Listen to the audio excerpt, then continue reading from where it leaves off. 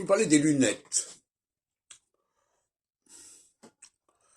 Nous vivons dans un monde où, quelque part, on a l'impression qu'il est fabriqué pour les gens qui ont des lunettes, avec des caractères extrêmement petits.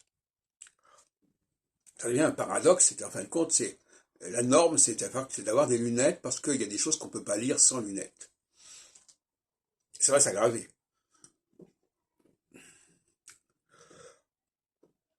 Mais le phénomène est le suivant, à savoir que les lunettes servent à lire des choses qui ne sont pas naturelles, si on peut dire, qui sont fabriquées. Donc il faut distinguer deux porteurs de lunettes.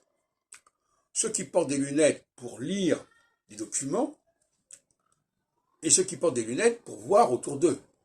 Les gens, les paysages, les autres. Et je propose qu'il y ait une distinction entre ces deux catégories. Porter des lunettes pour lire des documents qui ont été fabriqués pour qu'on les lise avec des lunettes, voire même avec des microscopes, pour les microfilms, etc., c'est une chose.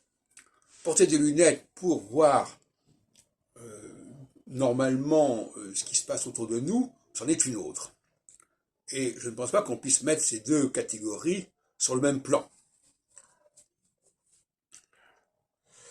Mais d'une façon générale, le phénomène des lunettes nous interpelle parce qu'on s'aperçoit que ce qui était une option devient une règle. C'est-à-dire que l'on ne peut pas y échapper.